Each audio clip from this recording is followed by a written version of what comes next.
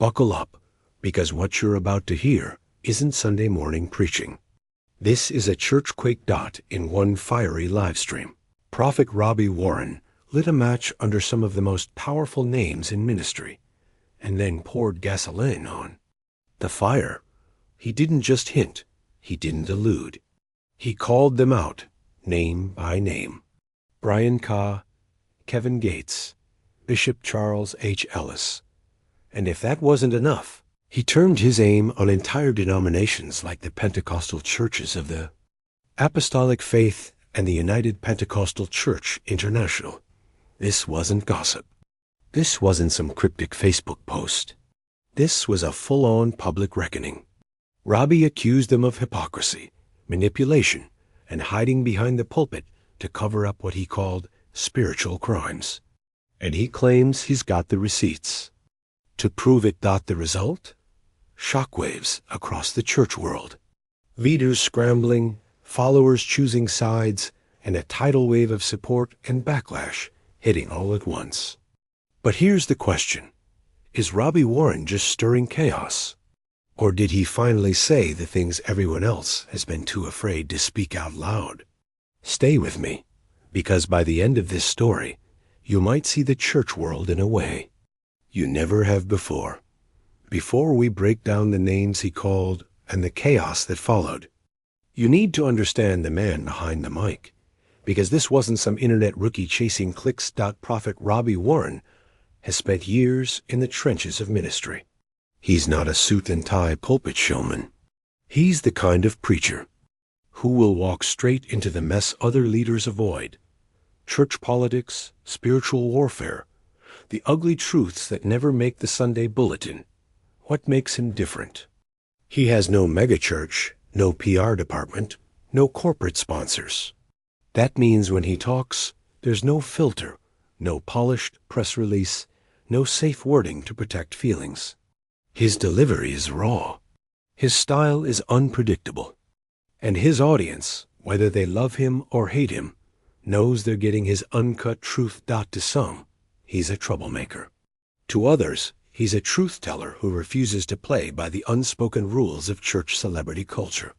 And that's exactly why his latest live stream has rattled so many. Because if there's one thing Robbi Warren is known for, it's this. He doesn't care about protecting titles. He cares about protecting people. And according to Robbi, he's been holding this inside for far too long. But something happened recently, something that pushed him past his breaking point and made him decide he couldn't stay quiet another day.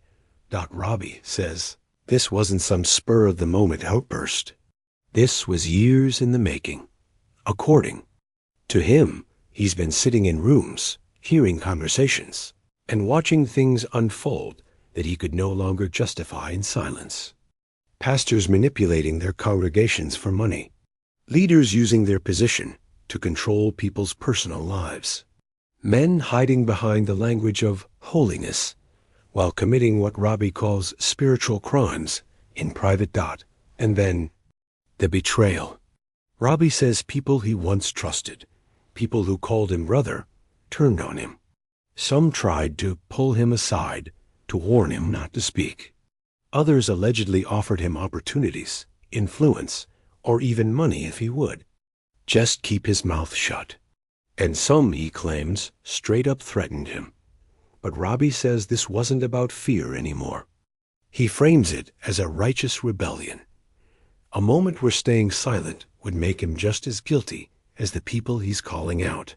In his own words, they've been playing God, and I'm here to remind them. God is not mocked. It's a line that's been replayed thousands of times online. And if you think that's bold, wait until you hear the first name he decided to speak out loud. Because that moment didn't just ruffle feathers. It stopped the internet cold. The first name Robbi dropped? Brian Carn. And the moment those two words came out of his mouth, the live stream chat froze. Brian Carn is no stranger to headlines. His name has floated through church gossip circles for years, from questionable prophecies to whispers about manipulation and an extravagant lifestyle that doesn't quite line up with the image of humble ministry. But this time, the accusations weren't whispered. They were shouted. Robbi didn't mince words. He called Brian Carn a deceiver. He accused him of using spiritual gifts for carnal gain, building a brand instead of building the kingdom. And then came the line that had everyone talking. Brian, you've been in bed with demons and calling it anointing. You're not prophesying. You're performing. But Robbi didn't just throw shade. He laid out specific grievances. He claimed Brian has been recycling vague prophecies that could apply to anyone. Or even worse, allegedly copying prophetic messages from other ministers and presenting them as divine revelation. Then Robbi hinted at private testimonies he's received from women who say they've experienced manipulation and control behind the scenes. He kept it vague, careful with his wording, but made it clear he believes there's a toxic pattern at play. For many, this wasn't the first time Brian Carn's name had been linked to controversy. Some still remember the 2016 incident, where he was accused of plagiarizing a prophecy from a psychic, a scandal that split opinion in the church world. But when another prophetic voice, someone inside that same world, calls you out, it hits different. The aftermath was instant. Supporters of Brian Carn rushed to his defense, calling Robbi jealous and bitter. But just as many, including former church members, said, "Finally, somebody said it." And Robbi made it clear. Brian Carn was only the first domino. The next name he dropped? Even more explosive. IF calling out Brian Carn was like lighting a match.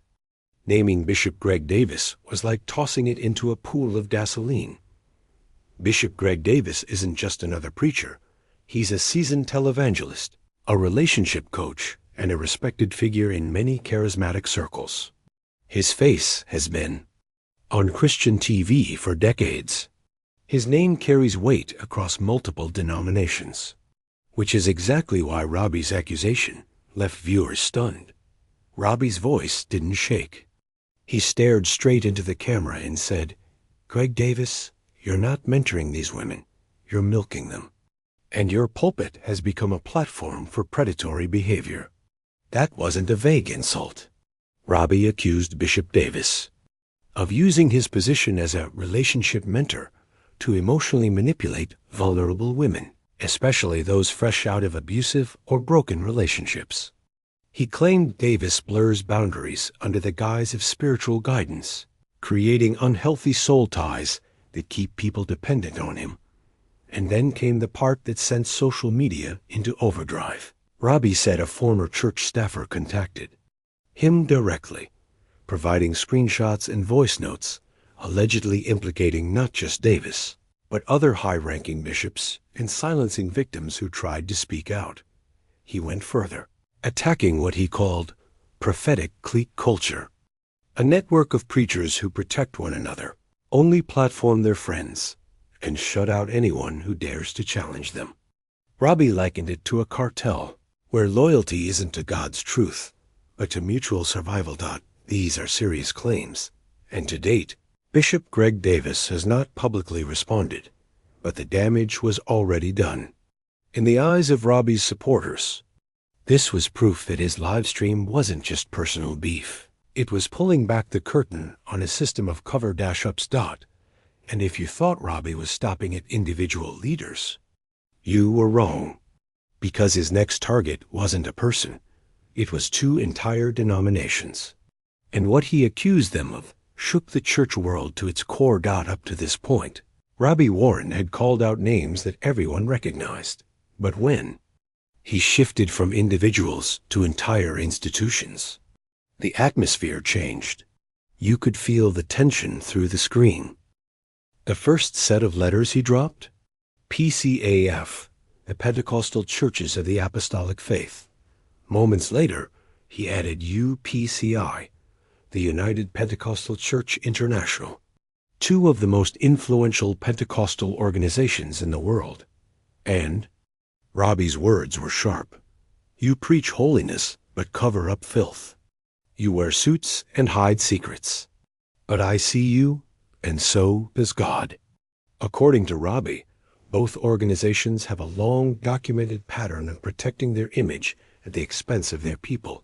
He accused PCAF of prioritizing hierarchy, overhealing, even blacklisting ministers who dared to speak up about wrongdoing.